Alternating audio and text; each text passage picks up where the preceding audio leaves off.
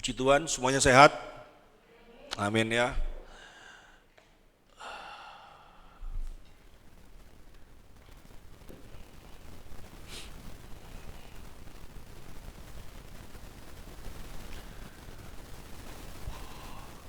Hari ini saya mau menyampaikan firman Tuhan dengan ayat yang sering kali kita baca, tetapi pada saat kita baca sering tidak kita maknai dengan benar di dalam kehidupan kita bahkan. Tadi lagu tadi coba ditampilkan.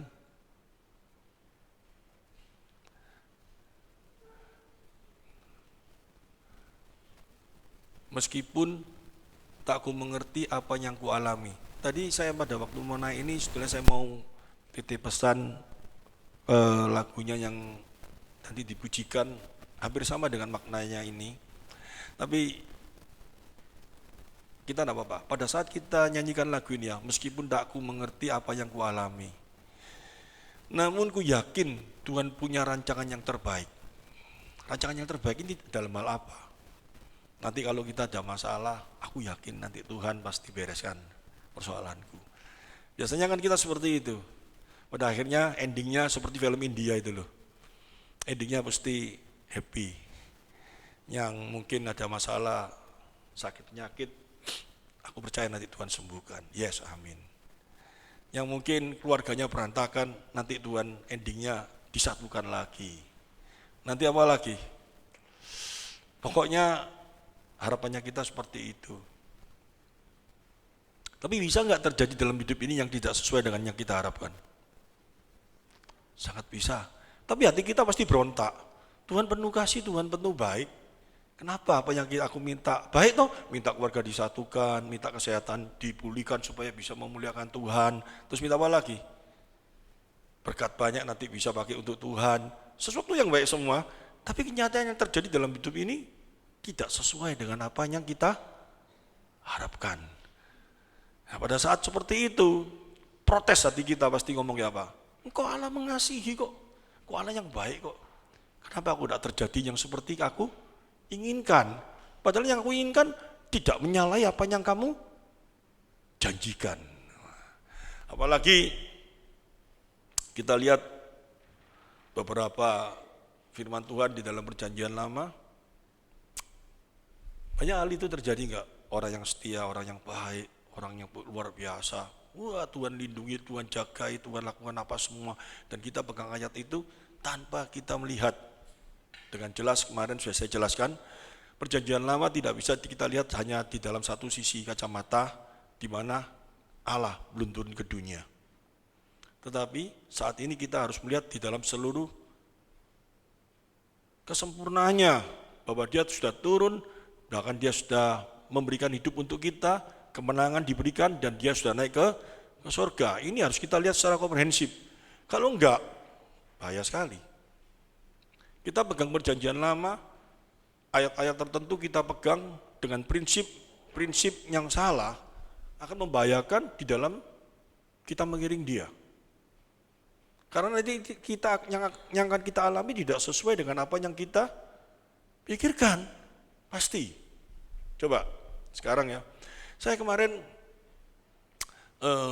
baca Roma 8 ayat 28, itu ayat favorit saya. Allah turut bekerja dalam segala hal mendatangkan kebaikan bagi setiap orang yang mengasihi dia. Titik. Cuma di sana toh. Padahal dari ayat ini kita tahu, sebelum ayat ini ditulis Roma 8 ayat 28, itu diperlihatkan keseluruhan karya Allah melalui anaknya Kristus Yesus di dalam kehidupan orang percaya. Seluruh pasal, mulai dari pasal 1 sampai dengan pasal 8, diawali dengan pasal 8, karya Roh Kudus bekerja bagi setiap orang percaya. Dia melakukan hal ini, dia melakukan ini, dia melakukan ini, dia melakukan ini, semuanya, bahkan kita menang, bahkan lebih daripada pemenang. Itu semua karya siapa? Karya Allah. Yang bisa terjadi dalam hidup kita atas pengorbanan Kristus. Tanpa pengorbanan Kristus, Roh Allah tidak akan hadir dalam kehidupan kita. Jelas sekali, coba kita mulai lihat dulu. Roma 8 mulai ayat 1. Demikian sekarang tidak ada lagi penghukuman bagi mereka yang ada di dalam Kristus. Luar biasa enggak? Enggak ada penghukuman lagi karena segala dosa kita telah ditanggung di dalam Kristus. Jelas sekali. Terus cepat aja. Roh yang memberi hidup telah memerdekakan kamu dalam Kristus dari hukum dosa dan hukum Taurat. Jadi bukan berarti kalau kita punya iman percaya kepada Kristus gak perlu hukum Taurat. Bukan berarti seperti itu. Tapi yang menyelamatkan kita jelas sekali itu adalah karya Yesus. Soal kita melakukan Taurat, soal kita melakukan hukum-hukum, semuanya itu satu keharusan. Kalau kita percaya akan Dia, kita tidak akan melanggar perintahnya. Dan perintahnya itu tidak satu pun bertentangan dengan hukum Taurat. Tapi bukan dengan cara melakukan hukum Taurat kita memperoleh keselamatan.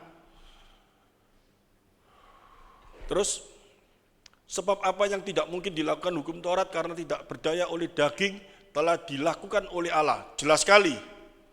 Dengan segala perbuatan baik kita, dengan segala metode-metode yang manusia lakukan, dengan cara apapun juga, bahkan hati nurani berusaha untuk berlakukan hal yang terbaik. Bahkan dikatakan di dalam 1 Korintus pasal 13 ayat yang ke-3, bahkan ada orang yang sedemikian rupanya baiknya, rela berkorban apapun juga, tapi kalau tidak ada Kristus dalam hidupnya, tidak ada nilainya sama sekali. Jelas sekali ini karya Tuhan yang begitu luar biasa. Terus kalau kita lihat terus, kita baca pelan-pelan. Supaya tuntunan hukum Tauratnya digenapi dalam kita yang tidak hidup menurut daging tetapi menurut roh. Cepat kita loncat di dalam ayat yang 10. Tetapi jika Kristus ada di dalam kamu, maka tubuh memang mati karena dosa, tetapi roh adalah kehidupan oleh karena kebenaran. Luar biasa sekali. Sekarang kita langsung cepat. Di dalam ayat yang ke-28. Ini semua karya Roh Kudus yang terjadi dalam kehidupan orang percaya. Kita tahu sekarang bahwa Allah turut bekerja dalam segala sesuatu untuk mendatangkan kebaikan bagi mereka yang mengasihi Dia. Kita harus mengerti, kita bisa mengasihi Allah itu karena Allah dulu yang memberikan kasihnya dalam hidup kita. Tanpa Allah memberikan kasihnya dalam hidup kita, tidak mungkin kita bisa mengasihi Allah. Sesuai di dalam Roma pasal 3. Tidak ada seorang pun yang mengasihi Allah. Jelas sekali ya. Yaitu bagi mereka yang telah terpanggil. Kata itu berarti apa? Siapa yang aktif? Allah. Kita bisa datang kepada Allah karena kita dipanggil dengan rencana Allah. Kita dipanggil bukan karena perbuatan baik kita. Kita dipanggil bukan karena ini baik dipanggil, ini jahat enggak dipanggil. Tidak. Semua sudah Tuhan rancangkan. Ini luar biasa. Tuhan rancangkan itu. Dalam rencana Tuhan yang sangat luar biasa itu kita sudah dipilih, kita ditentukan, kita diapakan semua. Ini dijelaskan seperti ini. Ayat 29. Ini yang sering kali kita luput. Tujuan dari semuanya itu anugerah yang terbesar yang Tuhan berikan kepada diri kita itu apa? Coba kita lihat. Sebab semua orang yang dipilihnya dari semua, mereka juga ditentukannya dari semula untuk menjadi. Apa ini artinya? Ini adalah anugerah yang terbesar. Untuk kita bisa serupa dengan gambar anaknya, Yesus harus mati di kayu salib ini loh. Yesus harus berkorban di kayu salib. Dia harus memberikan hidupnya bagi kita. Dia harus mati bagi kita. Baru kita menerima karya Roh Kudus dalam hidup kita. Melalui karya Roh Kudus itu kita dibenarkan. Melalui karya Roh Kudus itu kita menerima anugerah, bisa mengerti siapa Dia, dan kita dirubah serupa dengan gambar anaknya. Pertanyaan saya,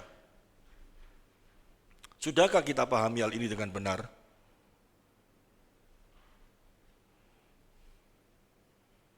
Apa itu serupa dengan gambar Allah?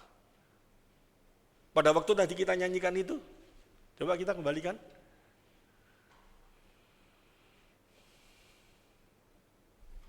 Lagu puji-pujian tadi.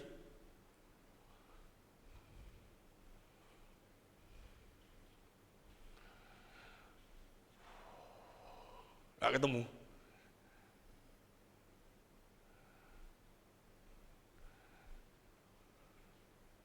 Ya.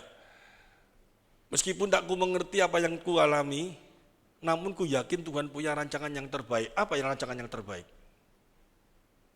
mengembalikan apa? Menyehatkan kita, membuat tubuh kita sehat, atau mengembalikan rumah tangga kita yang berantakan, atau mengembalikan beban-beban kita dikembalikan semua karena dia baik, atau rancangan yang terbaik itu di dalam Roma 8 ayat 29. Roma 8 ayat 29 itu bisa terjadi bagi setiap orang percaya enggak? Kita harus tahu di dalam Roma 8 ayat 28, Tuhan turut bekerja dalam segala hal. Segala halnya itu kita harus mengerti dengan baik. Karena konsep kita sudah salah, sehingga di dalam ibadah kita pun banyak sekali kita temui masih dibawa kepada pemikiran perjanjian lama. Kita baik, kita mendekati Tuhan supaya kita menerima satu hal yang apa? Coba kalau di dalam perjanjian lama, coba kita pikir dulu. Dalam perjanjian lama itu Allah mendemonstrasikan sesuatu yang sangat luar biasa. Dia melindungi bangsa Israel, dia melakukan apa semua sampai dengan perempuan siapa namanya itu? Yang mengintai terus dia ngomong, Allahnya orang Israel itu selalu menang dalam perang. Dia sampai takut itu siapa? Rahab. Itu karena apa? Dia melihat karya Allah yang begitu besar, dia tahu bahwa Allahnya bangsa Israel itu adalah Allah yang berkuasa, Allah yang berdaulat, Allah yang hidup, Allah yang penuh kasih. Pokok orang taat sama dia, orang setia sama dia, pasti dilindungi. Amin. Kita masih pegang itu terus sampai dengan sekarang. Saya percaya dia tetap melindungiku, dia tetap mengasihiku, dia tetap menomorsatukan aku, tetapi dengan konsep yang harus dengan cara yang sudah lain. Kalau di dalam perjanjian lama jelas sekali Allah lakukan itu semua untuk menyatakan bahwa dirinya adalah benar-benar Allah yang berkuasa. Amin. Karena pada waktu itu banyak sekali ilah-ilah yang disembah oleh bangsa lain. Allah ingin menyatakan, ini loh, benar-benar Allah yang hidup, Allah yang berkuasa atas alam semesta ini. Dibuktikan dengan perjanjian lama pada waktu Musa pertama kali diberi mandat oleh Allah untuk membawa bangsa Israel keluar, dia dipertemukan dengan ahli sihirnya bangsa Mesir. Tongkat dilempar, dia lempar tongkat, mau jor-joran sulap-sulapan tak? Enggak, itu cuma mau menunjukkan bahwa Allah yang disembah oleh Musa adalah Allah yang berkuasa, Allah yang hidup, yang tidak bisa dibendung oleh siapapun juga. Tapi kalau sekarang, dia tetap berkuasa? Tetap. Dia tetap luar biasa? Tetap.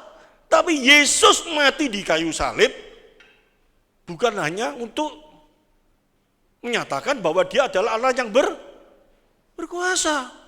Tujuannya dia mati di kayu salib, tujuannya dia memberikan hidup bagi setiap anaknya, tujuannya satu, supaya kita dirubah serupa dengan gambar anaknya, Kristus. Tapi sampai sekarang kita datang ke gereja, kita mau beribadah, kita mau apapun juga, tetap balik seperti itu lagi enggak?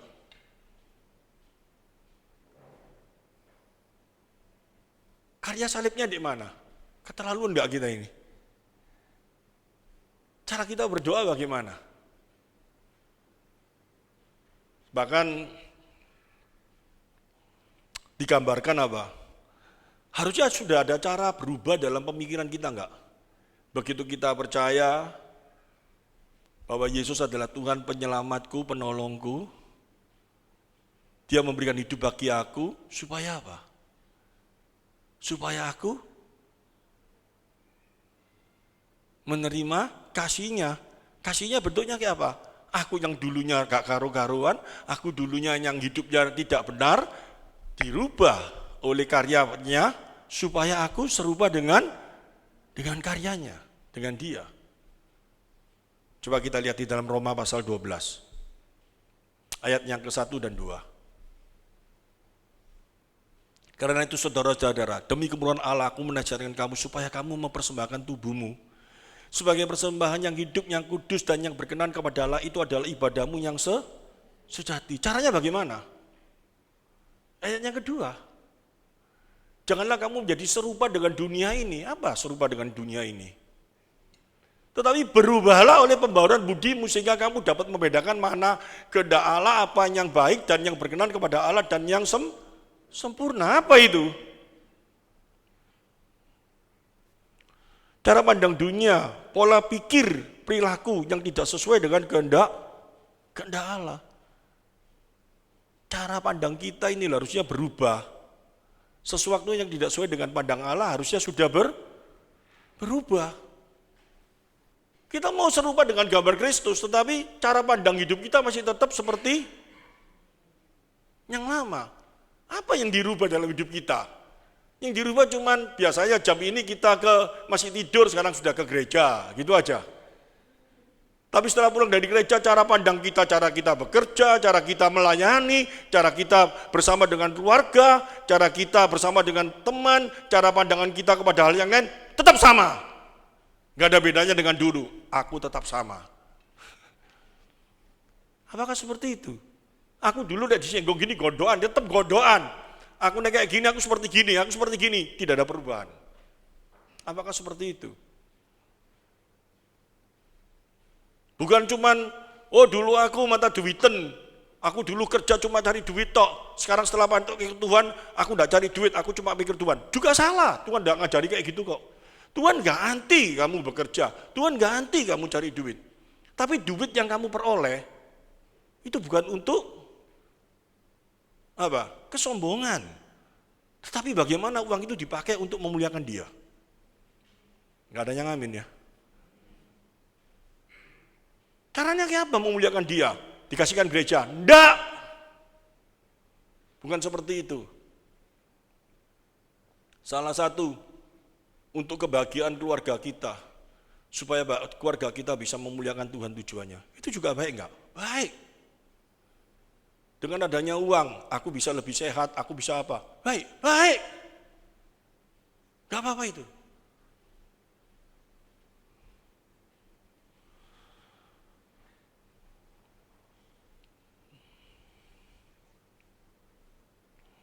Cara pandang dunia dikatakan, no? Menjadi serupa dengan dunia ini. Dunia ini apa? Yaitu cara pandang kita yang tidak sesuai dengan kehendak Allah. Kita lihat coba di dalam 1 Timotius pasal 6 ayat 5 sampai 6.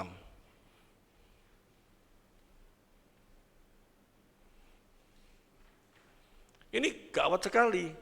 Karena apa? Anak Tuhan sudah ngomong anak Tuhan, sudah ngomong menerima kasih karunia, sudah percaya bahwa Kristus berkarya dalam hidup kita, sudah percaya hal ini semuanya. Tetapi dalam ibadah, tetap yang terjadi seperti ini. Percekcokan antara orang-orang tidak lagi berpikir sehat dan yang kehilangan kebenaran, yang mengira ibadah adalah suatu sumber keuntungan. Sumber keuntungan dari mana? Sumber keuntungannya dari mana coba?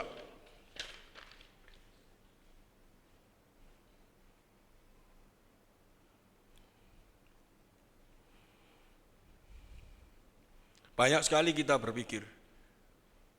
Banyak doa, banyak berkat. Betul ya? Kurang doa, kurang berkat. Berkatnya berkat apa? Ayo ngaku jelas lah. Aku kalau setia sama Tuhan, banyak berkat. Gak setia, gak ada berkat. Berkatnya berkat apa? Jasmani. Berarti kalau sudah berkat jasmani, mau ibadah, mau berdoa, mau apa, tujuannya untuk mencari keuntungan. Memberi perpuluhan, nanti supaya dikembalikan 1000 kali, 2000 kali. Cuan-cuanan, gitu. Mencari keuntungan, dan ini ditekankan. Tidak dibicarakan tentang kasih.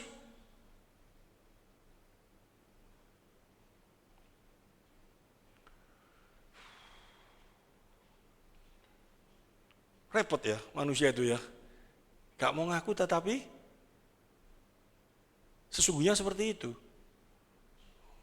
Doa Tuhan, aku benar Tuhan. Tujuannya supaya diberkati. Padahal berkatnya apa? Dijelaskan di sini loh. Yang mengira ibadah adalah suatu sumber keuntungan. Ayat 6. Memang ibadah itu kalau disertai rasa cukup memberi keuntungan besar. Apa keuntungan besar? Wes kita pikir lagi lain lagi. Pokoknya kita merasa Tuhan cukupkan, nanti pasti Tuhan beri yang gede. Apa lagi? Padahal apa? Memberi keuntungan dalam hal apa? Kecukupan dan hubungan dengan Tuhan yang utama. Dengan kita berdoa yang benar, kita tahu toh? Kalau kamu berdoa, berdoalah, kalau kamu berdoa dalam namaku, segala apa yang kau minta akan diberi. Dalam nama itu artinya apa? Kemarin sudah saya ajarkan sesuai dengan firman-nya. Karena namanya dia juga adalah kebenaran firman-nya. Kalau kita berdoa dengan kebenaran firman Tuhan, kalau kita berdoa di dalam namanya, kalau kita berdoa mengerti dengan kebenaran firman Tuhan, pasti kita menerima keuntungan besar. Nah, ini kenapa kok bisa seperti ini? Untuk dibongkar ini, orang-orang kok rasanya, iya tapi kenyataannya otakku sudah kebiasaan seperti itu. Coba kita bayangkan kalau kita doa setiap hari ya apa? Apa yang kita minta? Supaya kita serupa dengan gambar anaknya? Supaya kita serupa dengan gambar Kristus? Atau supaya kita, Tuhan, Engkau Allah yang baik. Engkau Allah yang penuh kasih Tuhan. Rayu toh. Saat ini aku mengalami beban yang sangat berat Tuhan. Aku percaya kasih-Mu akan mengalir dalam hidupku. Kau akan pulihkan aku, kau akan gini kan semua.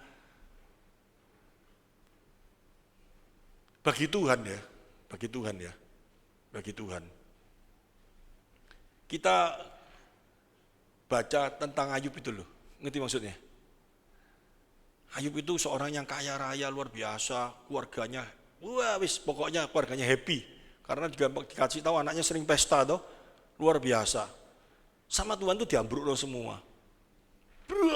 Sampai habis, sampai tubuh Ayub hancur semua. Benar ya? Setelah Ayub sadar siapa itu Tuhan dan dia mau seperti itu, Tuhan kembalikan hartanya itu seperti membalikan tangan enggak? Digambarkan setelah itu Ayub dikembalikan berkali-kali lipat. Artinya itu apa? Kalau cuma sekedar kamu cuma minta sehat, kamu minta kaya, kamu cuma minta apapun yang dalam dunia ini, kalau Tuhan mau kasih, tidak perlu dia mati untuk engkau. Gak perlu Tuhan bentuk kita, bener gak? Dia mau kasih dunia ini untuk kamu seketika bisa kok. Tapi yang sulit bagi Tuhan, membentuk kita ini loh, supaya kita bisa serupa dengan gambar anaknya. Itu sulit. Sampai apa? Sampai dia mau mati untuk kita. Masih tidak ngerti. Itu loh kasihnya Tuhan. Kita ini manusia yang sangat sulit untuk bisa dibentuk tanpa sesuatu yang terjadi dalam hidup kita. Benar gak? Nah, itu kita harus pikir. Waktu itu sudah saya kasih ilustrasi itu. Satu hubungan yang dekat dengan Allah itu tidak ternilai harganya. Benar gak? Dengan ilustrasi seorang yang memiliki panti asuhan. Nah toh, dia berdoa siang malam, Tuhan setiap bulan dia gumuli. Karena untuk beban biaya operasional panti asuhannya, setiap bulan dia gak ada duit. Dia harus gumuli terus.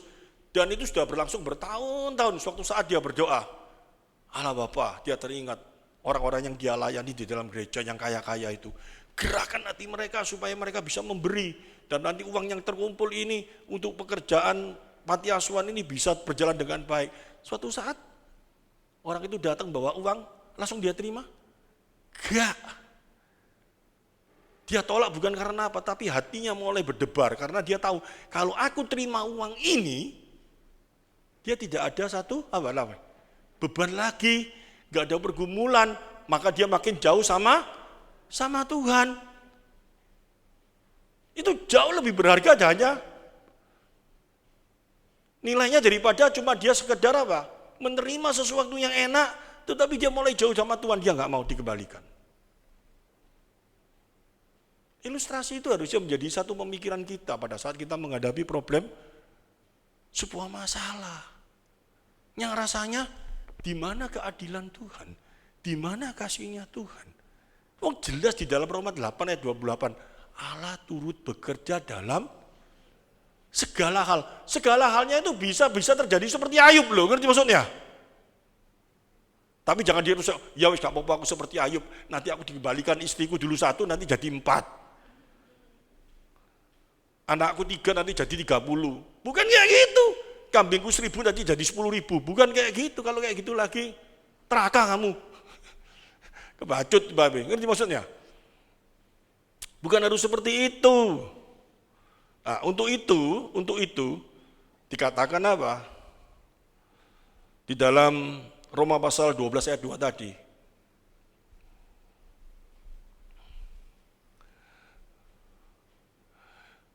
Berubahlah oleh pembaharuan budi. Pembaharuan budi itu apa? Mencakup apa? Intelektual, emosional, yang terutama apa? Spiritual. Spiritualnya kita harus berubah. Cara pandang kita kepada Allah harus mulai berubah. Cara pandang kita dalam hal berdoa, di dalam hal apa, mulai berubah. Yang seperti dialami oleh siapa? Rasul Paulus. Rasul Paulus itu dulu ibadah menjadi kebanggaannya dia enggak. Cara ibadah yang dulu itu loh. Wah, dia seorang Farisi tulen ya. Coba kita lihat.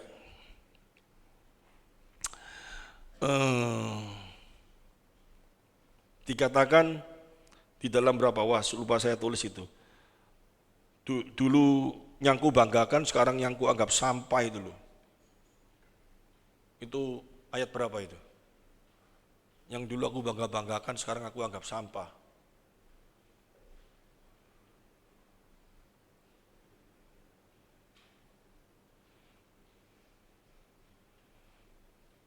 Malah segala sesuatu rugi karena pengenalan akan Kristus, Yesus Tuhanku lebih mulia daripada semuanya.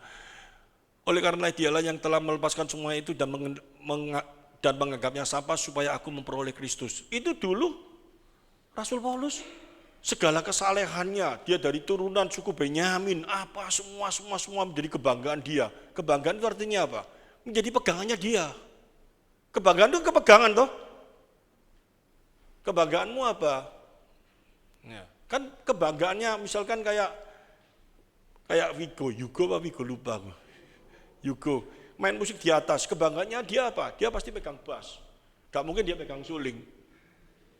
Karena yang dia menjadi kebanggaannya dia adalah dia pegang bass itu. Demikian juga Rasul Paulus. Yang menjadi kebanggaannya dia apa?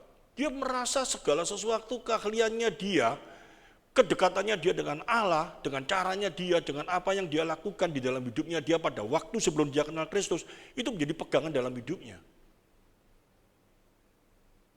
Menjadi satu-satunya harapannya dia, menjadi satu-satunya kekuatannya dia untuk bisa bertemu dengan Allah, bisa menerima berkat dari Allah, bisa memiliki kuasa dari Allah.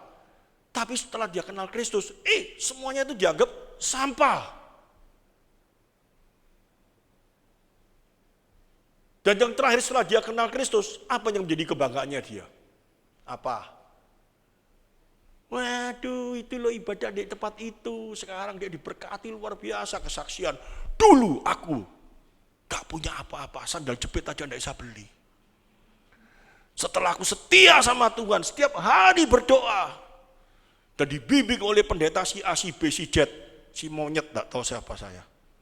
Sekarang jangankan sandal, sepatuku dari berlian.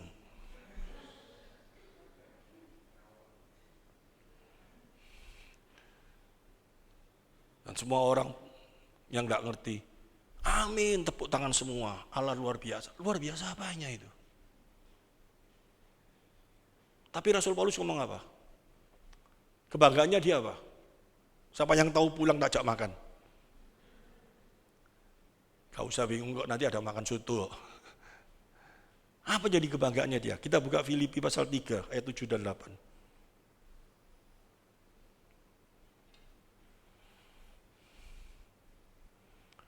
Tetapi apa yang dahulu merupakan keuntungan bagiku sekarang rugi karena Kristus. 8. Malahan segala sesuatu kuanggap rugi karena pengenalan akan Kristus. Tuhanku lebih mulia dari semuanya itu, oleh karena Dialah yang telah melepaskan semua itu dan menganggapnya sampah supaya aku memperoleh Kristus. Yang jadi kebanggaannya dia apa? Kalau kita baca yang di lainnya lagi di dalam apa? Supaya aku memiliki saya karena dapatnya malam ini ya, jadi nulisnya aku dibentuk supaya aku serupa dengan gambar dia, supaya aku memiliki seperti yang Kristus alami, mati apa semua. Dia mau seperti Kristus. Itu menjadi kebanggaannya dia. Serupa dengan gambar Allah. Apakah itu sudah menjadi pemikiran kita? Coba kita bayangkan Rasul Paulus ya, sebelum mengenal Tuhan. Dia menjadi Sanhedrin. Dia dikasih pedang untuk apa? Diberi kuasa untuk membunuh. Suatu luar biasa loh. Benar gak? Tapi setelah dia mengenal Kristus, itu semua ditanggalkan, bahkan dia yang mau dibunuh. Benar gak? Secara fisik dia ngomong, aku tambah lemah. Tetapi rohku makin menyala-nyala. Karena apa? Dia tahu, dia ngomong, aku didera 39 kali kurang sekali, terpujilah Engkau Tuhan. Karena apa? Apa yang dia lakukan itu sudah menjadi satu apa yang Tuhan kehendaki. Dia dibentuk, mulai dibentuk supaya dia makin menyerupai Kristus dalam hidupnya. Dia udah ngomong, aku dulu enak loh kayak gini Tuhan, aku dikasih kuasa, aku gini semua. Setelah ikut kamu, aku kok ngalami ini semua. Aku percayalah endingnya nanti aku mesti luar biasa. Dia ngomong kayak gitu, luar biasanya dia apa? Kepalanya jadi putus. Tetapi dengan kepalanya diputus, nama Tuhan makin dimuliakan. Dan dia makin ditinggikan oleh Allah enggak? Sudahkah itu menjadi pemikiran kita?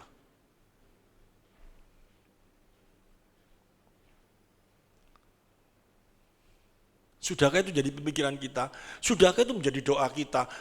Sudahkah itu menjadi keinginan di dalam prinsip hidup kita? Kalau kita di dalam kehidupan ini kita mengalami sesuatu yang tidak sesuai dengan apa yang menjadi keinginan kita atau kebiasaan secara dunia, kita pasti menjerit. Orang kalau diberkati Tuhan, orang kalau di dalam Tuhan itu mestinya apa? Gak ngalami masalah dan bencana. Itu kan mulutnya temannya Ayub yang gak jelas semua itu tuh. Tapi itu masih tetap ada dalam pikiran kita enggak? Anak Tuhan kok sakit-sakit terus, harusnya nggak boleh sakit itu. Wah itu nggak beres itu Jian. Sakit bisa nggak supaya kita dibentuk? Di dalam sakit, di dalam kita menghadapi sakit, yang menjadi doa kita apa? Tuhan sembuhkan aku boleh? Boleh.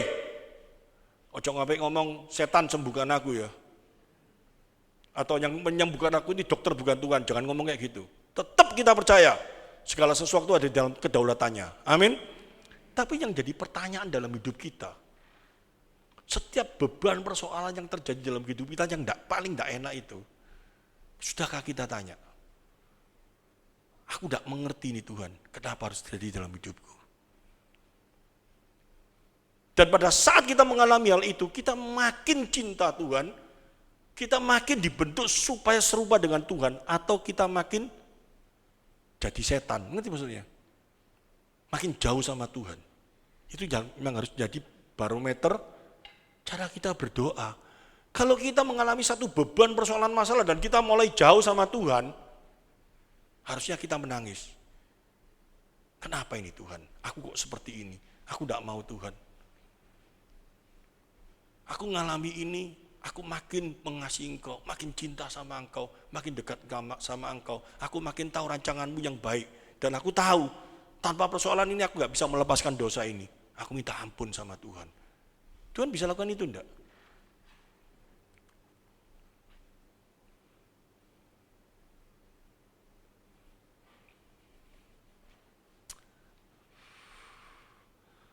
Untuk yang seperti itu,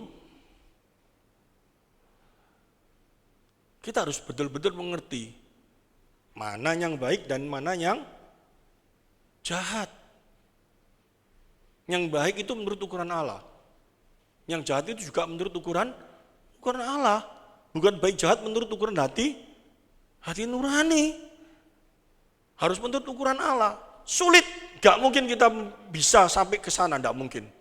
Kalau sampai hati nurani bisa enggak? Bisa. Kalau cuma sampai hati nurani, itu sama seperti apa? Teman-temannya Ayub.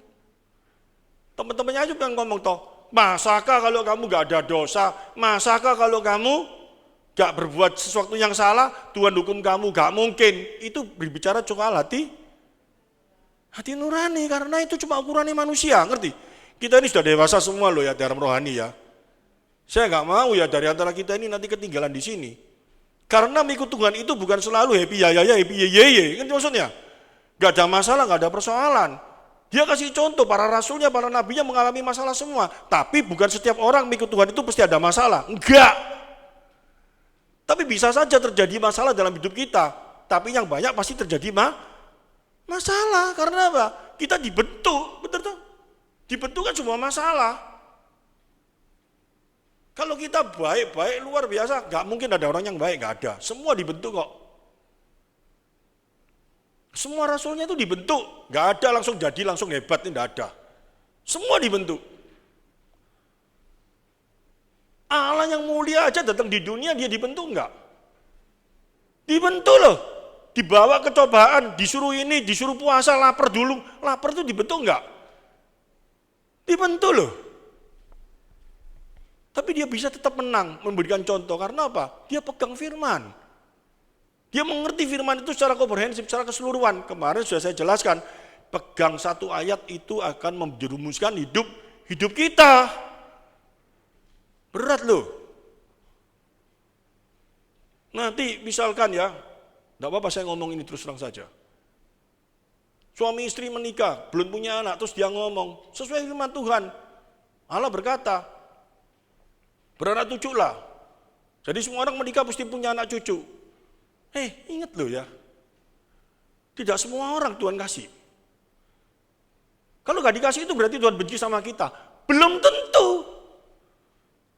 Dia paling tahu ini yang terbaik untuk engkau. Dia paling tahu ini yang terbaik. Kapan dia beri, kapan dia tidak beri. Itu yang dia yang paling baik. Itu kita harus pegang. Demikian juga dalam kehidupan kita. Aku kok tidak kaya-kaya ya, aku kok hidupku seorang pas-pasan terus. Tuhan lebih tahu daripada kita enggak? Kalau kamu kaya, uangmu banyak, lari kamu, enggak dekat sama aku, imanmu hancur. Tuhan kasih pas banget, Tuhan kasih menderita titik-titik, ngerti maksudnya? Titik-titik itu loh ya, batuk lah, pilek lah gitu, ya toh. Supaya makin bergantung sama Tuhan, seger-ger, hilang. Bisa terjadi kayak gitu enggak? Bisa. Soalnya kaya, soal apa semua. Kamu bisa kaya luar biasa kayanya. Wes, enggak pernah sakit, enggak pernah apa, enggak pernah ini semua. Bukan berarti Tuhan sayang kamu loh, kalau kamu makin jauh sama Tuhan. Bisa enggak terjadi kayak gitu? Bisa, dikasih tahu di dalam Mazmur 73 itu ayat 1 sampai berapa itu. Orang fasik itu, betul enggak? Gak pernah ngalami sengsara hidup, gak pernah ngalami apa semua. Tapi hidupnya makin cinta Tuhan. Gak fasik kok kenal Tuhan kok. Loh itu jelas loh. Ini harus dihancurkan. Yesus mati untuk kita. Dia ngomong menjadi peringatan akan aku. Setiap kali kamu memakan dan meminumnya, tubuhku dihancurkan, darahku dicurahkan untuk kamu. Tujuannya apa? Supaya kita hidupnya Mazmur 73. Kalau cuma Mazmur 73, dia nggak perlu mati di kayu salib. Betul nggak? Dia mati bukan untuk orang-orang fasik kok, betul loh. Tapi untuk supaya sehat, kaya, raya, mati, masuk neraka. Buat apa?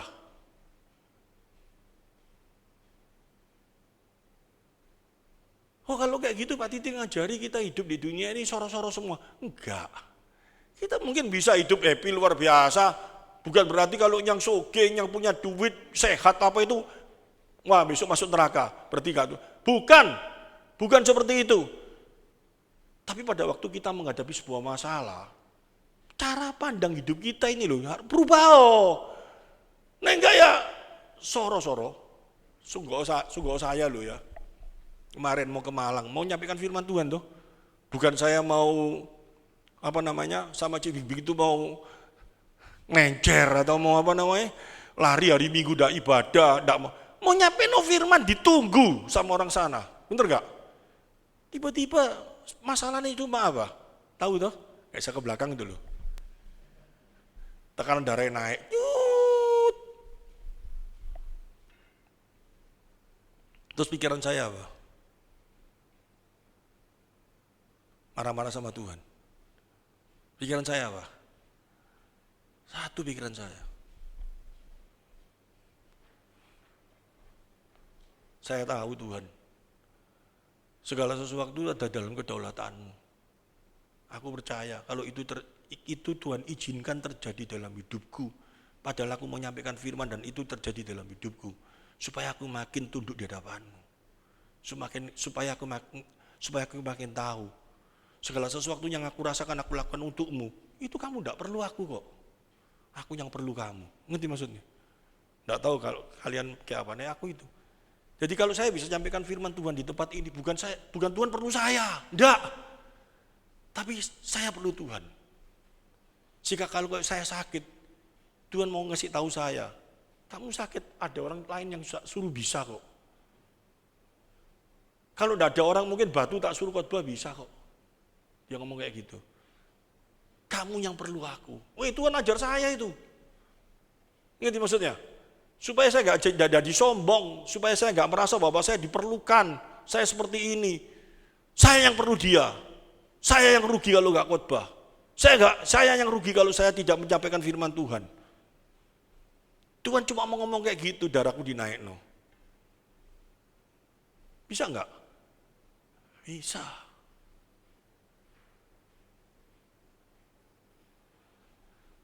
Kalau orang yang nggak ngerti di sana lain ngomongnya. Bisa macam-macam.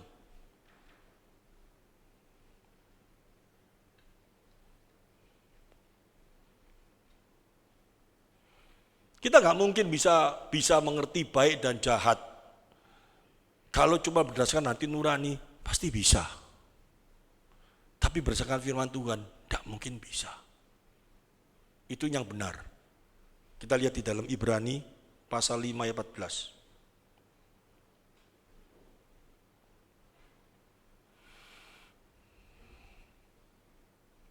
Tetapi makanan keras adalah untuk orang dewasa yang karena mempunyai panca indera yang terlatih untuk membedakan yang baik daripada yang jahat. Ini luar biasa sekali loh. Ini konteksnya akan jelas sekali toh. Ada orang yang sudah beribadah sedemikian lamanya ibadah. Tapi yang dimengerti cuma apa? Makanan bayi. Makanan bayi itu apa? Bayi rohani itu kayak apa? Alanya bimbo itu loh. Aku dekat, engkau dekat, aku jauh, engkau jauh. Itu alanya bimbo. Ngerti maksudnya? Lagu bimbo. Aku dekat, engkau dekat, aku jauh, engkau jauh. Tuhan kita enggak kayak gitu. Dia tetap dekat, tapi dia ajar kita. Amin. Tetapi makanan keras adalah untuk orang dewasa. Kita diajar loh sekarang ini. Ini makanan keras ini. Kamu cinta Tuhan, kamu mengasihi Tuhan itu karena apa? Tujuanmu apa? Kalau cuma tujuanmu di dunia ini tok, Yesus gak perlu mati di kayu salib. Bola-balik saya ngomong kayak gini toh. Kalau cuma tujuannya kamu hidup yang sementara, gak perlu Yesus mati di kayu salib. Kalau dia sudah mati di kayu salib, terus kita tetap ngotot. Kalau dia yang kaya mau jadi miskin, sekarang aku yang miskin bisa jadi kaya soal duit, kaya soal kesehatan, kaya soal apa tok, itu kamu bayi terus. Tapi kalau dewasa nggak kayak gitu. Tapi juga bukan teologi penderitaan, saya nggak setuju juga. Tetapi bisa saja terjadi sesuatu dalam kehidupan kita, tapi cara pandangan kita harus berubah. Ini apa ini? Kenapa Tuhan lakukan hal ini dalam hidupku, dalam keluargaku? Wih, aku makin cinta Tuhan. Wah, aku makin bergantung sama Tuhan. Wah gak apa-apa ini berarti dia bentuk aku supaya aku makin melekat kepada dia, makin dekat sama dia. Mungkin kalau suami kita baik sama kita, dekat sama kita, sama Tuhan makin jauh dan makin jauh. Yang paling tahu siapa? Tuhan. Soal nanti suaminya bisa kembali, bagi Tuhan tidak ada mustahil. Dibalik gini datang kok dia. Dibalik gini tuh jadi baik, bisa nggak? Bisa. Soal kekayaan, soal apa, Tuhan bisa balikan semua. Tuhan kasih contoh dalam perjanjian lama. Banyak hal yang terjadi seperti itu tidak. Segala sesuatu yang rasanya nggak mungkin, lautan, nggak mungkin bisa dilewati. Tuhan ngomong, jalan, bisa. Beban persoalan apapun bisa. Yang penting apa? Kamu mau dibentuk enggak? Kamu lagi dibentuk, kamu ngerti apa enggak? Yang bentuk kamu itu siapa? Nah ini penting. Kalau kita enggak ngerti yang bentuk siapa, deg-degan kita, bener enggak? Waduh, pelatihku ini sayang ambil aku apa enggak ya? Pelatihku itu bener-bener ngerti enggak ya? Katanya latihan apa namanya judo, kok cuma dibanting gitu aku ya apa?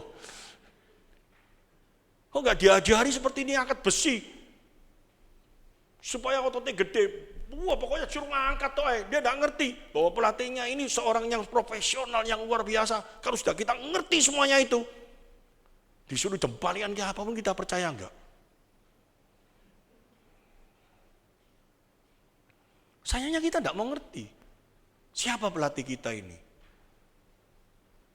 Ini yang menjadi sebuah masalah dalam kehidupan kita, sehingga seringkali kita apa? Disuruh jempalian 3 kali, mau. Jempalian 30 kali, bener dah pelatih gue. Kan kayak gitu ya, betul ya? Main bass kok, saya pernah les, ngebas itu. Senarnya bass kan tebel loh. Masa senarnya bass saya disuruh ngelatih itu, pegang gini, disuruh narik gini, suwe kabeh tanganku. Wes gak, ini pelatih apa, ini nyuwekno tangan iki. Saya nggak tahu. Kalau nggak ngerti nggak bisa. Harusnya apa? Kita kenal dulu siapa itu Tuhan. Kalau udah kenal nggak bisa. Kita buka 2 Timotius pasal 3 ayat 16 dan 17. Mau dibentuk, mau dididik, mau dianu, caranya apa? Kenal Tuhan dengan baik. Dengan demikian, tiap-tiap manusia kepunyaan Allah dilengkapi untuk setiap perbuatan baik. Terus,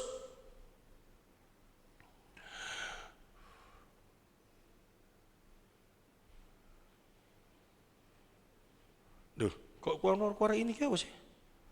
2 Timotius pasal 3 ayat 16-17 mas. Habis lari ya.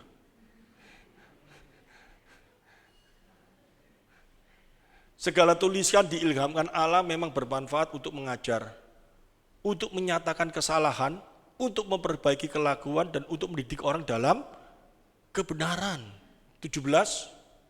Dengan demikian tiap-tiap manusia kepunyaan Allah dilengkapi untuk setiap perbuatan baik yang menurut firman Tuhan. Artinya apa ini?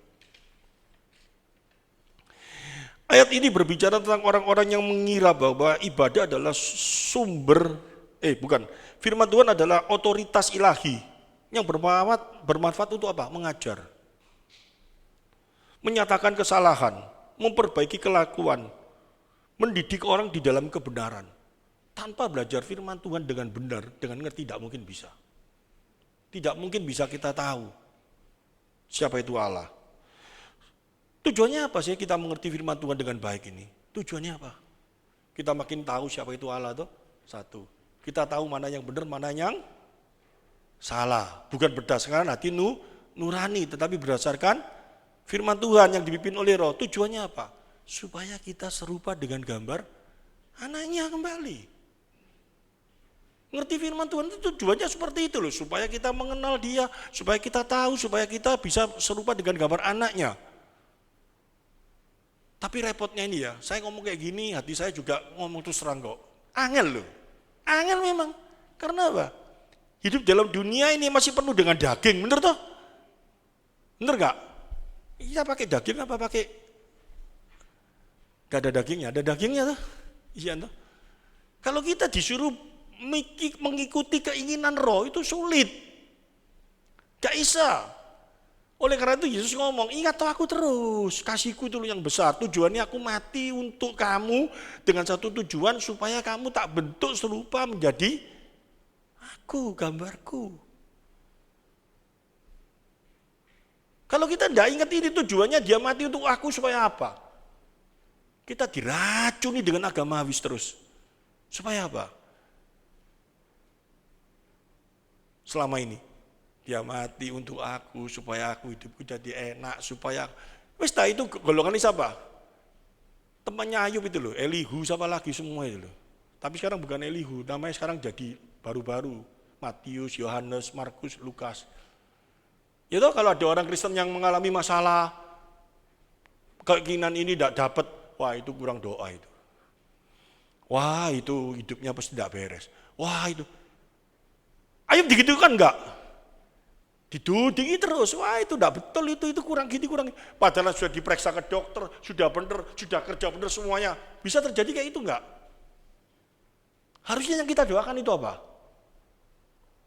Tuhan, mereka mengalami ini, masalah seperti ini. Hendaknya dikuatkan terus supaya makin mengasihi Engkau. Amin. Jangan, ya Tuhan, supaya mereka bertobat. Orang yang ngomong apa, aku gak salah apa-apa loh. Bisa gak? Oh mungkin nenek moyangmu dulu, nenek moyang punya salah sama Tuhan sehingga dikutuk. Padahal Tuhan ngomong tuh ada seorang yang tangannya putus, tidak punya kaki, tidak punya apa. Ini salah siapa? Nenek moyangnya tambah, tangkongnya tambah. Tuhan ngomong apa? Bukan siapa-siapa. Untuk apa? Itu terjadi supaya nama Tuhan dimuliakan melalui orang ini. Amin. Loh firman Tuhan itu lengkap, luar biasa ngajari kita tentang hidup sesungguhnya. Kenapa keluarga itu tidak lengkap? Orang-orang baik-baik. Kok papanya dipanggil dulu atau mamanya dulu dipanggil? Wah Tuhan gak sayang keluarga itu, mungkin keluarga itu salah gini. Tuhan tahu loh kalau papanya dipanggil dulu atau mamanya dulu dipanggil supaya orang ini makin mengasihi Tuhan. Bisa gak seperti itu? Orang tuanya dipanggil dulu supaya orang tuanya sudah ke surga dan dia kalau komplit mungkin ke gerejanya bolong, tidak mau cinta Tuhan. Setelah dipanggil salah satu makin cinta Tuhan, bisa terjadi gak? Bisa. Tuhan turut bekerja dalam segala hal mendatangkan kebaikan bagi siapa yang dikasihnya. Supaya serupa dengan gambar Kristus.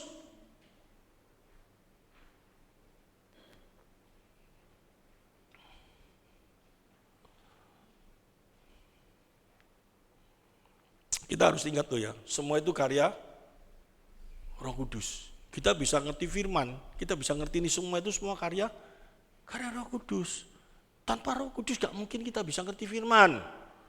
1 Korintus pasal 2 ayat 9. Apa yang tidak ada dalam otak kita, apa yang tidak ada dalam hati kita, apa yang tidak ada di dalam pikiran kita, itu semua Tuhan tambahkan dalam hidup kita.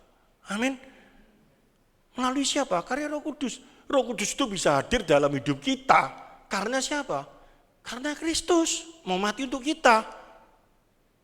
Dia mati untuk kita yang dosa, dia yang memikul dosa itu, sehingga kita kalau percaya kepada dia, kekudusan diberikan kepada kita yang kudus, Roh Allah hadir dalam hidup kita. Dengan adanya Roh Kudus, kita dikasih kuasa untuk bisa mengerti firman Tuhan, bisa mengerti hati Allah. Ayatnya mana? Coba kita lihat. 1 Korintus pasal 2 ayat 10 sampai 12.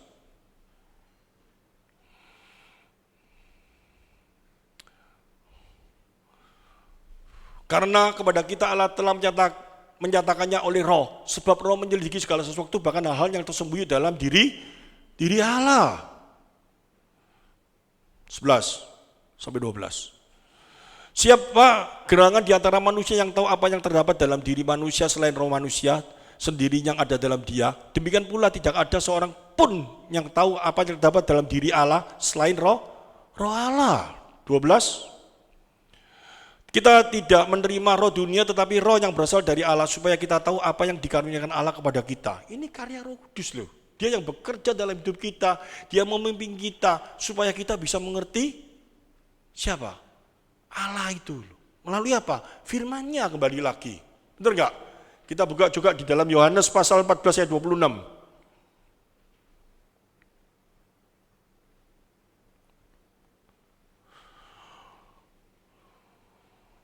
Tetapi penghibur yaitu Roh Kudus yang akan diutus oleh Bapa dalam namaku, dialah yang akan mengajarkan segala sesuatu kepadamu dan akan mengingatkan kamu akan semua yang telah kukatakan kepadamu.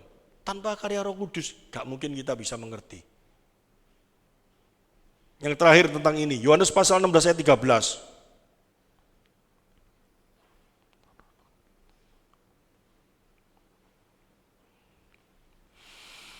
Tetapi apabila yang datang yaitu Roh kebenaran, ia akan memimpin kamu ke dalam keseluruhan kebenaran. Sebab ia tidak akan berkata-kata dari dirinya sendiri, tetapi segala sesuatu yang didengarnya, itulah yang akan dikatakannya.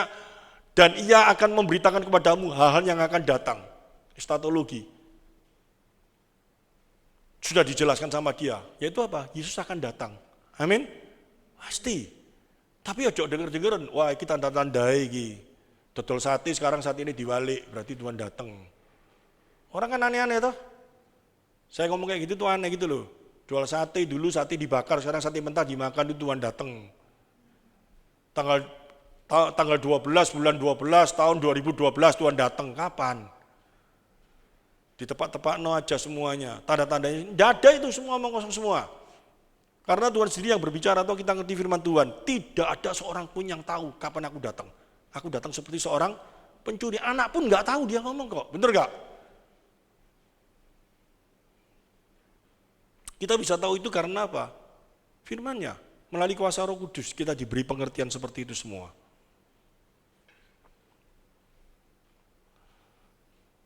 Sekarang, tetapi coba kita selidiki hati kita. Apakah kita benar-benar udah mengerti dan harus menjadi prioritas dalam hidup kita? Yang seperti di dalam Roma 8 ayat 28 sampai 29 itu. Sudah? Kalau kita berdoa kayak apa sekarang? Tuhan, masih berani ngomong? Yang lain-lainnya macam-macam? Yang terutama apa yang dicari? Boleh minta semua. Tuhan, aku minta mobil baru. Boleh nggak? Boleh. Dengan mobil baru ini kita mulai angan-angan. Nanti bisa serupa jadi gambar anaknya atau jadi gambar setan.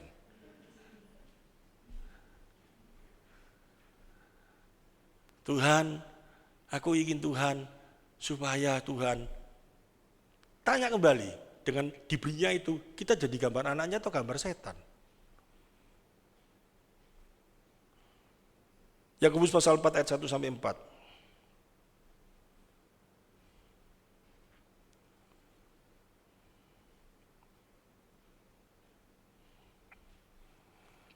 Dari manakah datangnya sengketa dan pertengkaran di antara kamu? Bukankah datangnya dari hawa nafsumu yang saling berjuang di dalam tubuhmu?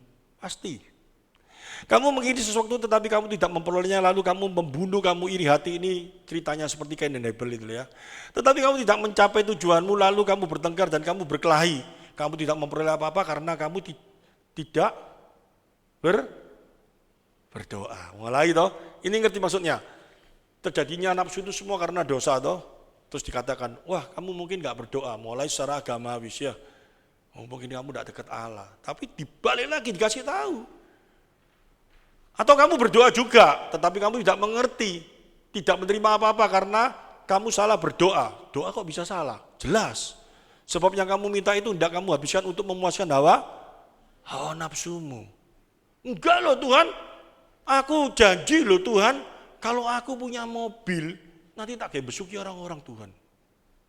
Bukan untuk aku, ini untuk Tuhan. Betul toh?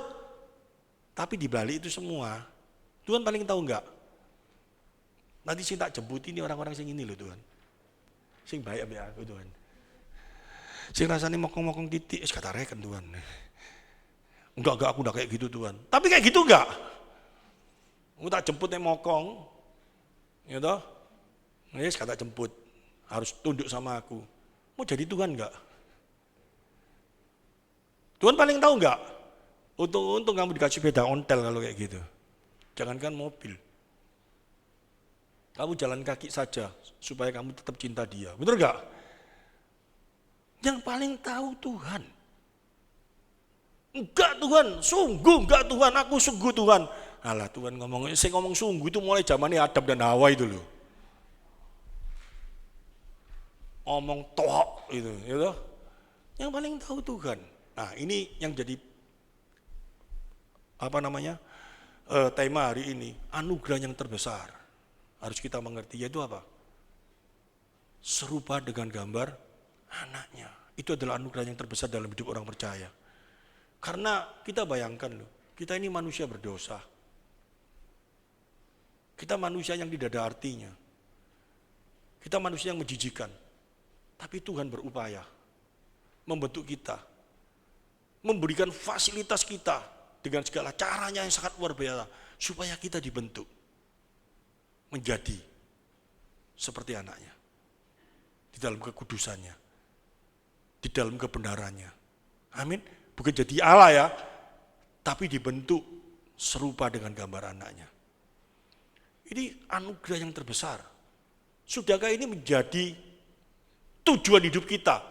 Kalau kita mengaku sebagai anak Tuhan, kalau kita mengaku ibadah sejati, sudahkah kita mengakui dia sudah melakukan satu proses dalam hidup kita, pembaruan budi kita, supaya kita serupa dengan gambar anaknya? Sudahkah itu terjadi dalam hidup kita? Sudahkah kita saat kita berdoa malam, sering kita berdoa, Tuhan, hari ini aku sudah melakukan sesuatu yang serupa dengan gambar-Mu, atau serupa dengan gambar genderuwo?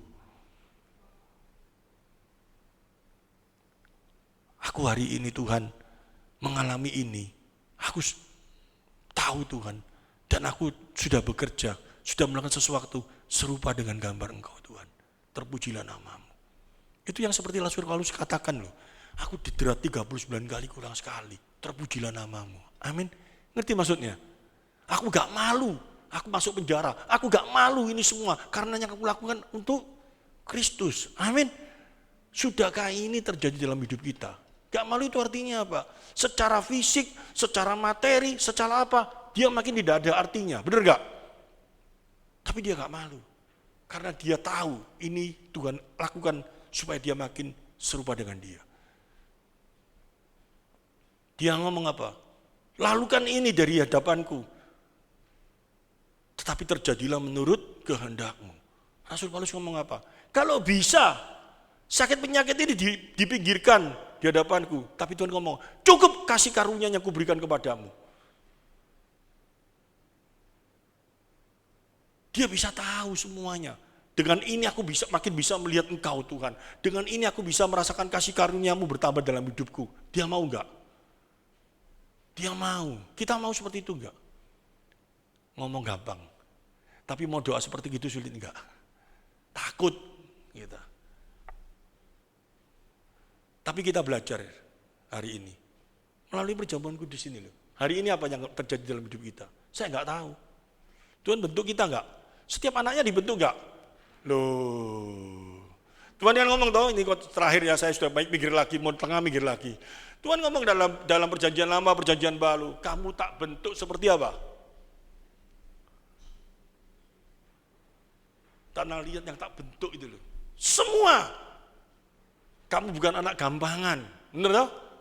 Apalagi dia kasih ajaran semuanya itu. Tapi pertanyaannya mau enggak? Dan kita merasa aku sudah mulai dibentuk. Atau kita tidak pernah dibentuk. Lebih bahaya lagi enggak? Yang penting aku happy, ya happy. Ye. Soal dibentuk, gak kreken. Dibentuk Tuhan itu bentuknya macam-macam luar biasa. Di dalam perjanjian lama itu loh, banyak sekali. Orang yang memang anak Tuhan, orang yang memang menjadi pilihan Tuhan, orang yang memang Tuhan sudah tentukan sebagai miliknya, dibentuk sedemikian rupa. Diajar sedemikian rupa. Dikasih tahu sedemikian rupa. Itu dalam perjanjian lama, perjanjian baru. Banyak sekali digambarkan seperti itu semuanya. Tapi kita kayak apa? Masih agamamis gak otak kita? Masih tetap tidak pernah memikirkan Allah turut bekerja dalam segala hal, mendatangkan kebaikan bagi setiap orang yang mengasihi Dia, supaya tujuannya apa? Kita dibentuk serupa dengan gambar anaknya. Nah, kalau kita sudah mengerti dengan baik, kita tutup dengan pujian tadi, kita keluarkan.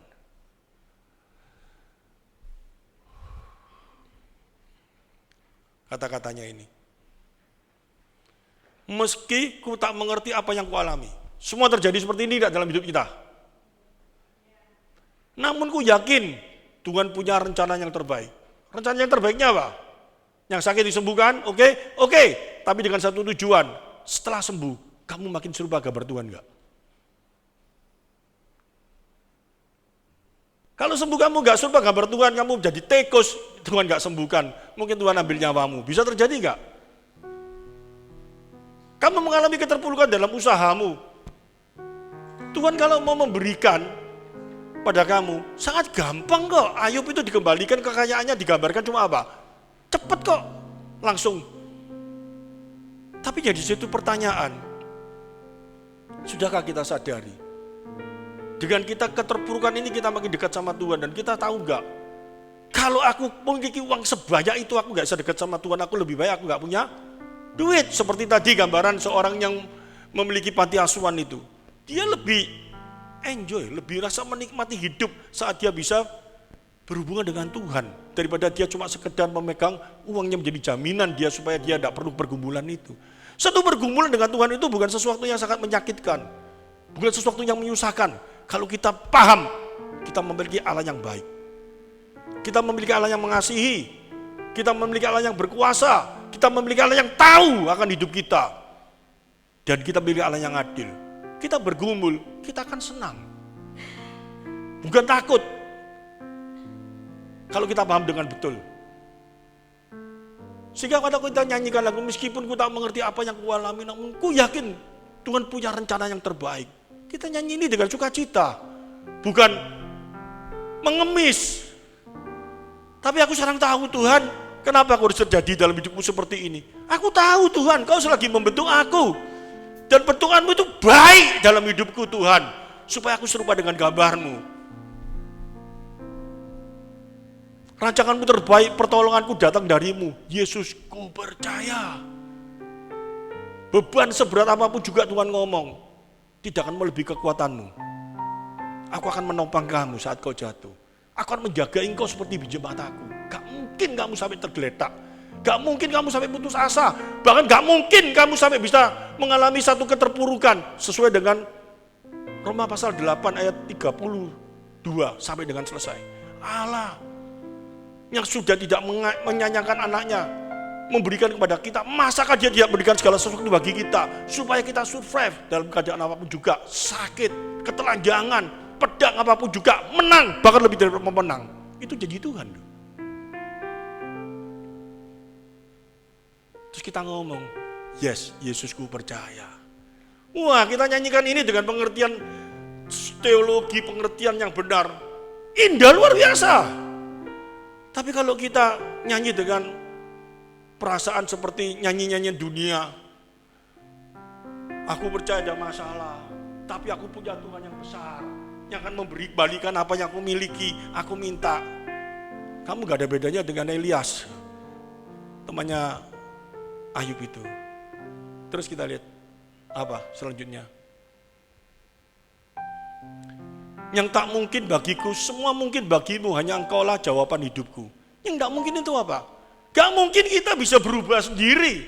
Gak mungkin kita bisa berubah menjadi Allah. Gak mungkin kita bisa berubah menjadi satu kekudusan dalam hidup kita. Gak mungkin kita bisa menyerupai dia.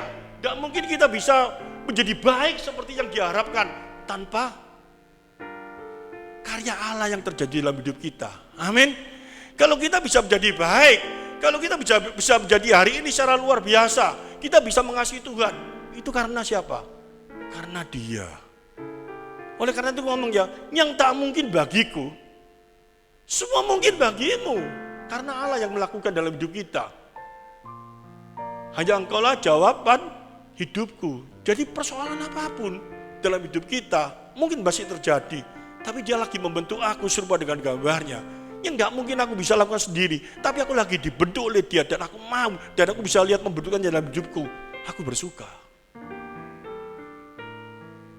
Harusnya pengarangnya itu jelaskan ini ya, supaya pada waktu kita menyanyikan ini benar-benar dengan sebuah teologi yang benar. Terus selesai ya lagunya. Yang tak pernah aku lihat, yang tak pernah aku pikirkan, itu yang kau sediakan bagiku. Itu apa? Firman Tuhan. Kita dikasih hikmat. Yang tidak pernah kulihat dan yang tidak pernah kupikirkan, itu yang kau sediakan bagiku. Firman Tuhan. Firman Tuhan akan mengajar kita, mendidik kita, membuat kita menjadi baik dan benar. Itu yang Tuhan sediakan bagi setiap orang percaya melalui karya Roh Kudus. Amin. Ojo dipikirkan yang lain. Aku gak pernah ya mikir aku nih dapat mobil, gak pernah. Duniawi lagi kamu. Harusnya yang nyanyikan lagu ini berterima kasih hari ini sama Tuhan. Dengan pengertian-pengertian yang benar. Karena sekarang lagu ini banyak hanya cuma dibawa kepada apa? Emosional toh. Perasaannya toh. Sehingga orang-orang yang mengalami masalah nyanyi lagu ini nangis. Aku percaya Tuhan kau akan memberi apa yang aku mau. Tuhan itu ATM mudah. Bukan seperti itu loh. Selesai ini lagu dia. Iya. Nah, sekarang kita nyanyikan ini dengan benar. Nanti kita masuk perjamuan kudus. Ya. Mulai dari awal. Nyanyikan.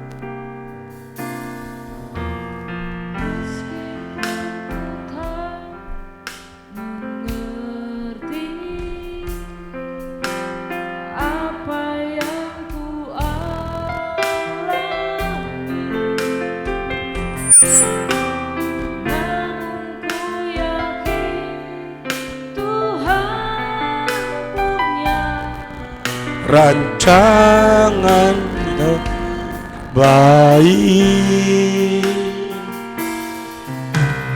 pertolonganku datang darimu, Yesus yang ku percaya.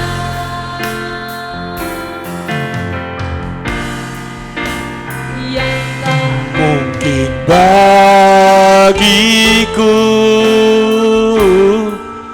semua mungkin bagimu. Yes Tuhan, aku percaya hal ini Tuhan.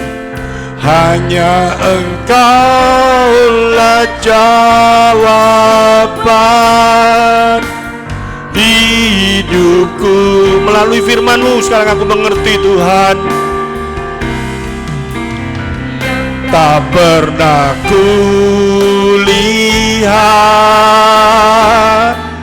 dan tak pernah kupikirkan. Hikmat-Mu Tuhan, luar biasa Tuhan. Itu yang Kau sediakan bagiku.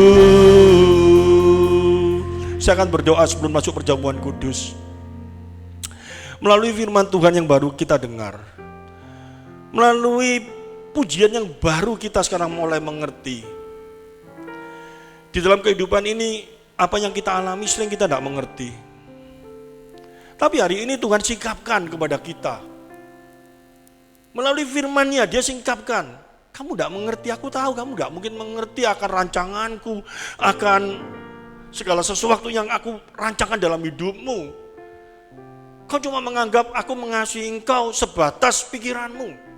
Tapi hari ini aku mau menyatakan kepada engkau bahwa kasihku tidak terpikirkan oleh engkau. Tapi kasihku tetap selamanya bagi engkau. Aku ingin membentuk engkau sebagai biji mataku. Saat kau mengalami kesakitan pada saat dibentuk. Pada saat kau mengalami begitu berat dalam kehidupan yang penuh dengan dosa ini, aku tahu dan aku tetap mau membentuk engkau supaya engkau mengalami satu kekudusan di dalam aku. Aku telah menanggung sakit itu semua di kayu salib. Tubuhku dihancurkan, darahku dicurahkan untuk engkau. Baca Roma 8 ayat yang ketiga. Apa yang gak mampu dilakukan oleh hukum Taurat, oleh perbuatan kita, oleh kekuatan kita, telah diselesaikan Kristus di kayu salib untuk kita. Untuk itu percayalah.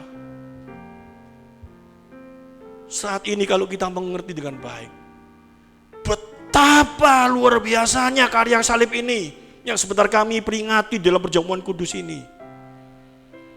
Maka saat nanti kita makan roti yang melambangkan tubuhnya, anggur yang melambangkan darahnya, dia memberikan satu kesatuan. Setelah kita makan, kita minum, ada satu kesatuan di dalam dia.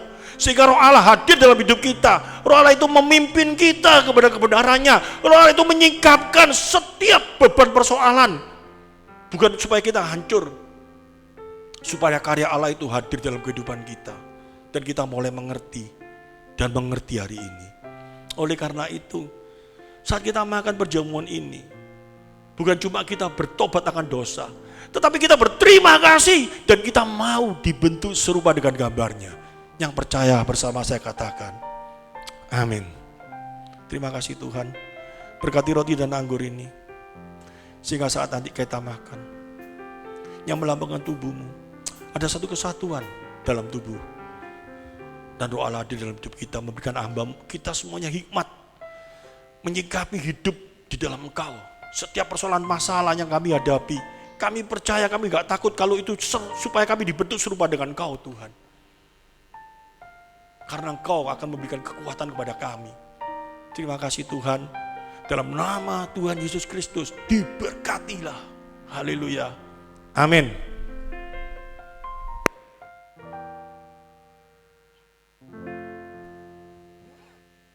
Yang tak mungkin bagiku, semua mungkin bagimu. Itu yang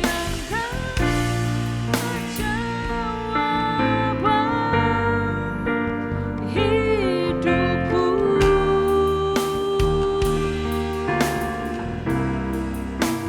Yang tak pernah kulihat dan tak pernah kupikirkan,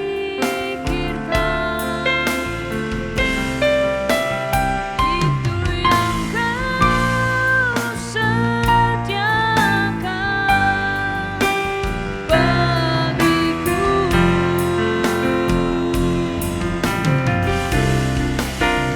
Yang tak mungkin bagiku,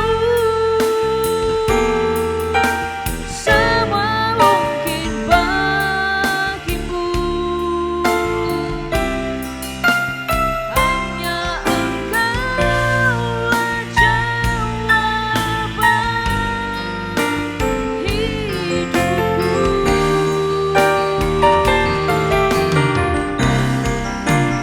Yang tak pernah kulihat, Yang sudah terima bangkit berdiri. tak pernah kupikirkan.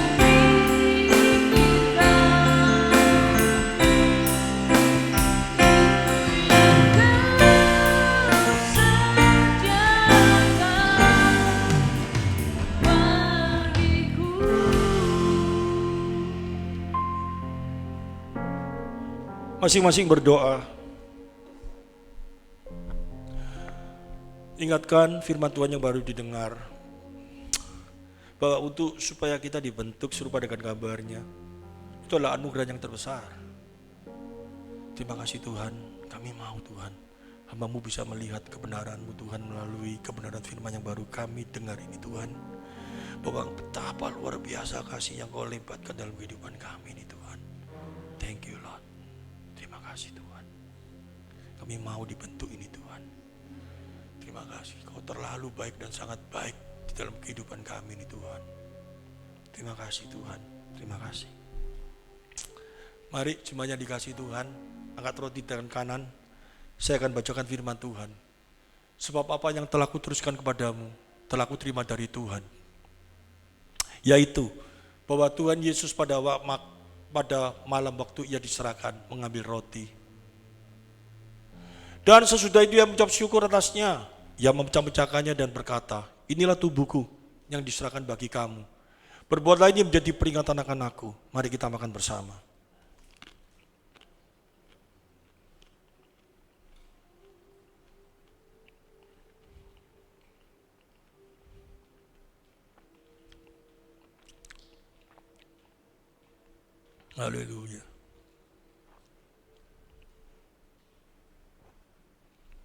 Mari kita angkat angkutan kanan.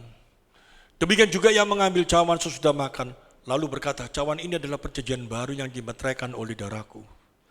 Berbuatlah ini setiap kali kamu meminumnya, menjadi peringatan akan aku. Mari kita minum bersama.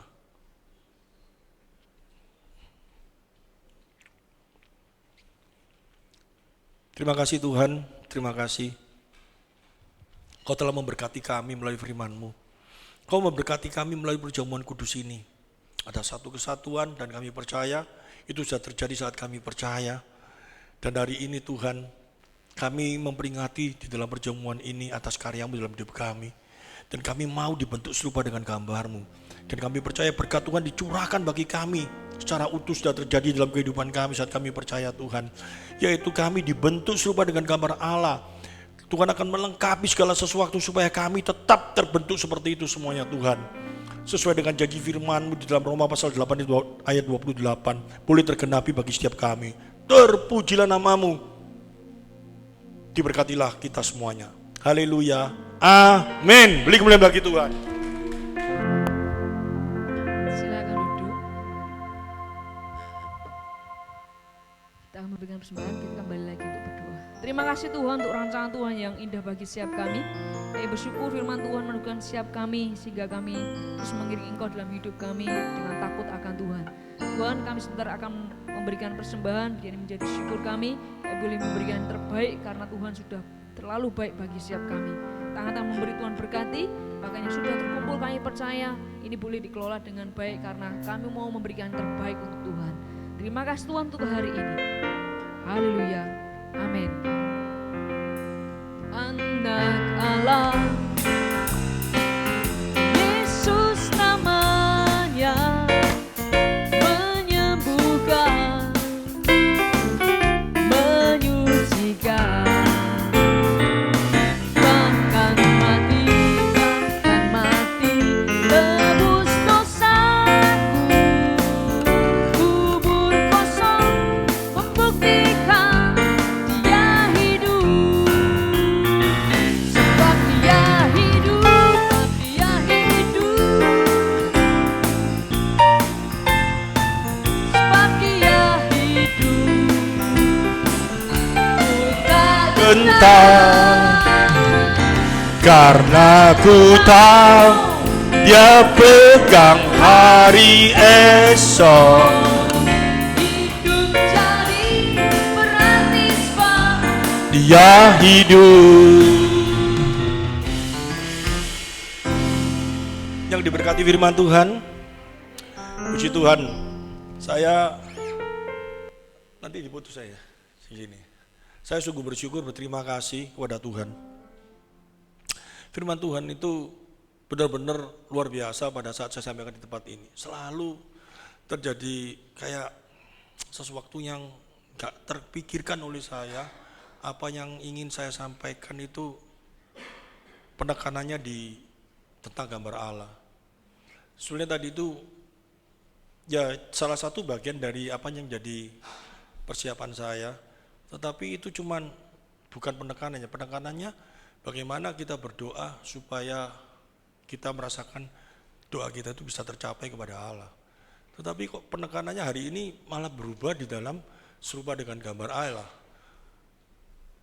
Saya merasakan bersyukur sekali karena saya juga diberkati sekali. Ya, dan nanti kita turun ke bawah, ada soto ayam kita sama-sama makan. Ya, Tuhan baik dan Tuhan sangat baik.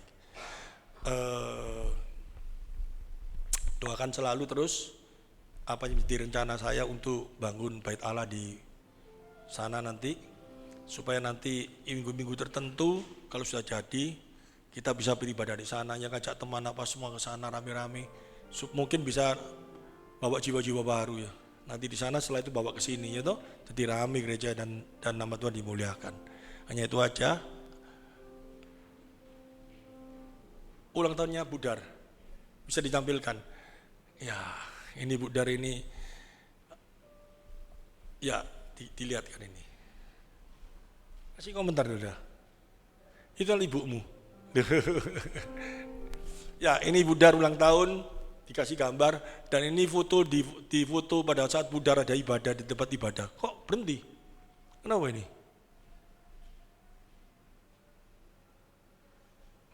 Ngadat komputernya. Oh, minta diiringi musik. Hah? Minta diiringi musik dulu, barusan jalan deh. Nah, ini Budar ini. Nyanyi deh, Happy Birthday to you. Nyanyi.